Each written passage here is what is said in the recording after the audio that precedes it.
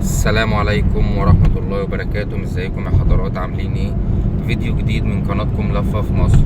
احنا دلوقتي هنا يا حضرات ماشيين موازي للمحور 26 يوليو، الطريق الجديد، بحيث ان هما كانوا قافلين المحور، بيتم عمل انشاء عليه طريق جديد. احنا دلوقتي هنا في محور جمال عبد الناصر ومتابعين مع حضراتكم، بنشوف المحور الجديد هيودينا على فين. طبعا المحور ده حضراتكم انتوا لو عايزين نطلع على ناهية ارض اللواء، العمرانية، المنيب، عايزين نطلع على العجوزة، الزمالك، 15 مايو، كل حاجة موضحة قدام حضراتكم في الفيديو. وقفنا مع حضراتكم بس عشان الرادار. السرعة القانونية هنا 90.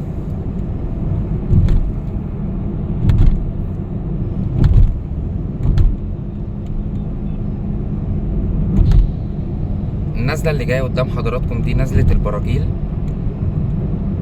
ولو عايزين نطلع على شارع جامعة الدول المهندسين بنكمل على طول، وفي محطة قطار بشتيل.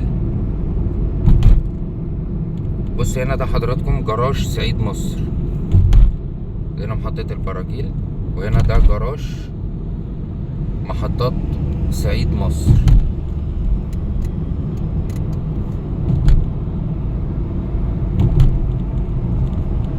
من على محور جمال عبد الناصر.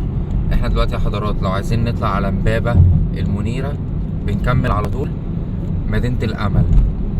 احنا دلوقتي هنطلع على ميدان سفنكس وشارع جامعة الدول العربية، بياخدنا الطريق يمين، والطريق ده انسب وافضل من محور 26 يوليو في اوقات الزحمة يا حضرات. احنا كده يا حضرات وصلنا على طول في نهاية محور 26 يوليو، ده قاطع السودان. وبكل بساطة يا حضرات احنا نزلنا على طريق شارع جامعة الدول العربية، الطريق ده افضل واحسن بكتير جدا. زي ما حضراتكم شايفين كده احنا دلوقتي وصلنا المهندسين.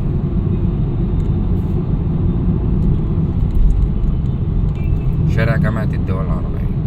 فيديو اشوف وش حضراتكم على خير في فيديو جديد من قناتكم لفة في مصر، والسلام عليكم ورحمة الله وبركاته.